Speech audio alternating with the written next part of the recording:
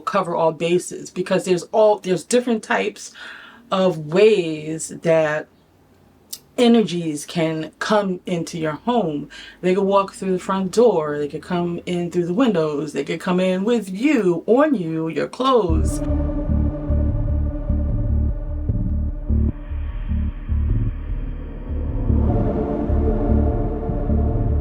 Hello beautiful creatures, welcome to my channel. I am Aradia, the Witch of Dark Light, and I hope you all are doing well. I hope you all are doing magnificent. I know we are currently at the time that I'm filming this, we are in several retrogrades actually, and coming into more retrogrades. So typically at some point during each year we have multiple retrogrades at once, but that's not what this video is about. I'm just simply stating that we are currently in a Venus retrograde that's in Leo, so you may be feeling a lot of those energies. Again, that's not what this video is about. I just wanted to mention that. But this video is going to be about using crystals in a grid form around your home as a way to protect. And I know I just did a video about protection wards, so I've been thinking a lot about that, and I may go through some of them in more detailed as a standalone video for each. But I wanted to talk about something I didn't mention, and that is using the crystals as a grid. Or did I? Not sure. But not in this way.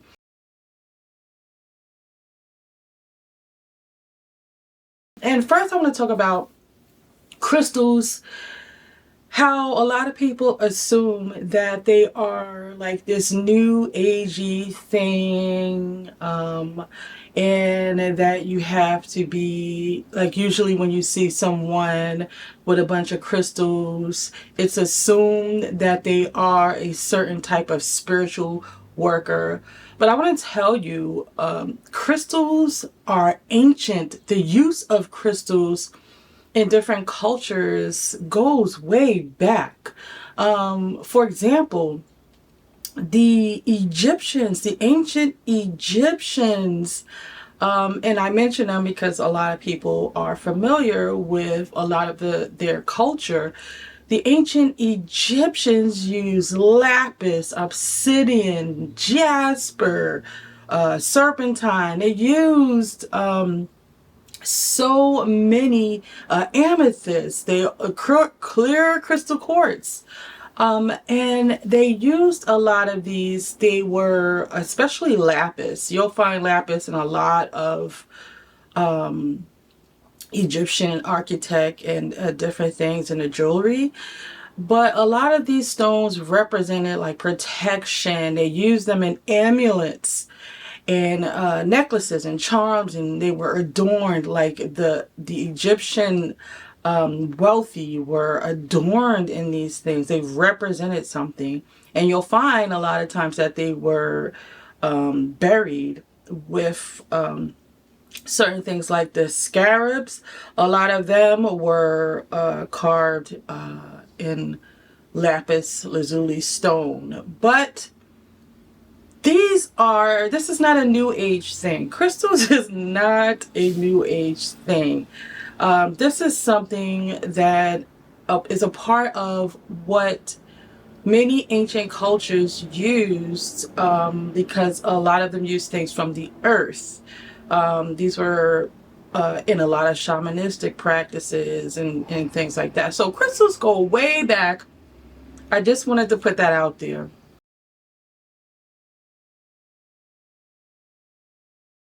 I would suggest, you work with the crystal that you are called to work with, because there are a plethora of crystals and stones that have the same attributes.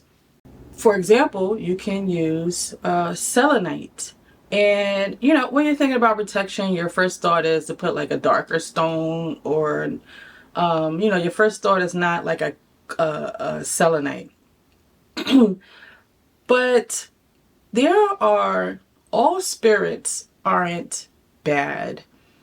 So why I like to use certain stones like selenite and when it comes to things like this is because selenite kind of transmutes the energy.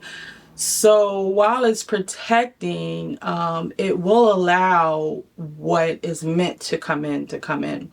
So that's my thought process around that. But absolutely use the stone that calls out to you. What I would suggest doing, if this is something that you are interested in doing, find the four corners of your home. And I know everybody's home is not, doesn't have to be square. You can have a circle home. But try to find the furthest four areas of your home. And you don't necessarily have to know the directions, but that would actually help, the north, south, east, and west. So maybe get a compass on your phone and find out where the directions are. That would absolutely add a layer to what it is that you are creating. So find these four placements in your home, and you want to try to the best of your knowledge and ability to evenly spread these out. So when you think about your home, think about looking down on your home and visualizing the four areas that would go around your home. So you want to place these crystals in the corner or inconspicuous place. Maybe like if your corner where you're going to place the stone is out in the open and you have children, maybe conceal it in something, a plant. So place these crystals in the four areas of your home, and at each placement you're going to say an incantation, something to activate it and give it its purpose. So the idea is, and I know I referenced charmed in my other video, but this is where I got the idea. Because what they would do is when they would want to keep someone in a circle, they put crystals around and it activated kind of a force field. So the thought is you're activating this stone to protect. And you're going to go around and you're going to say something like, at the first stone, you're going to say, I activate you to protect this this area. So then you're going to go to the next stone and you say the same thing. Walk to the next stone and you say the same thing. And to the fourth stone. So when that is done, you're going to stand, kind of find the middle of your home that is in the center of all of the four stones. Now, if you have a huge home, it's the same. Whatever the center of your home is. And you're going to stand there and you're going to visualize as you say whatever the words is that you say. You're going to visualize these like a laser of light coming out of these stones and connecting, kind of a pyramid, right? They're connecting and making this maybe one light source, right? So you say that incantation, I activate you to protect and shield this home. Maybe something as simple as that.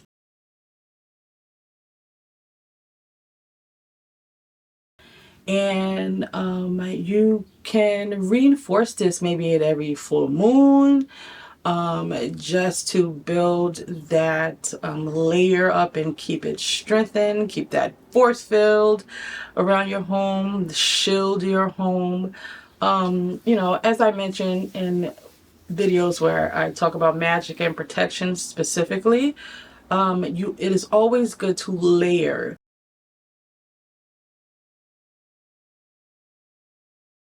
So don't just think doing one thing, one and done, will cover all bases, because there's different types of ways that energies can come into your home. They could walk through the front door, they could come in through the windows, they could come in with you, on you, your clothes. They could seep in with the air, the oxygen. So there's so many ways that things can intrude your space, invade your space. So you want to do layers and cover all bases. Creating a crystal grid for the entirety of your home. And as I mentioned, this is something you want to refortify each month. The more you do something, the more that it becomes fortified. The more you put intent in something, it just builds it and makes it stronger. So you want to kind of get yourself in the habit of doing this once a month. It doesn't have to be at the full moon, but that's just a suggestion. So, and it'll kind of help you to remember to do this, because this will be like a ritual that's added to whatever it is that you do on the full moon.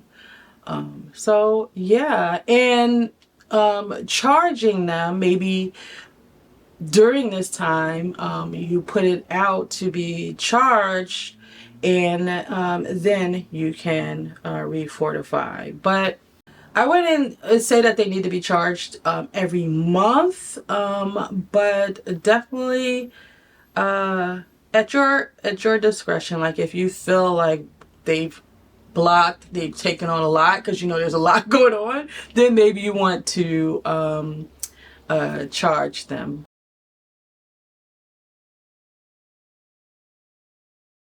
So do with that what you will. Incorporate whatever stone that you like. You can, I wouldn't mix and match. I would try to stay with the four same stones, but again, whatever you are guided to do. The reason why I say I would stick with the four is because this is a unifying energy, right? That you want to connect.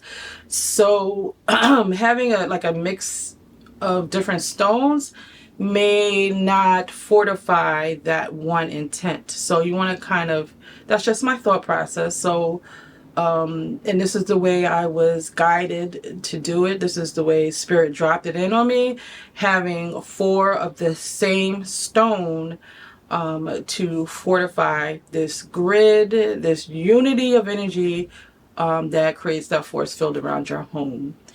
So if you have any questions, let me know. I will have a link to a blog that I will create for you that will, if maybe I'll do create a download so you can print out the list of stones and the incantation to do for igniting your crystal grid around your home. So look out for that in the description of this video. And don't forget to like and subscribe if you are new here and this is the kind of content that you like. So yeah, I love you all. Until the next video, into the shadows.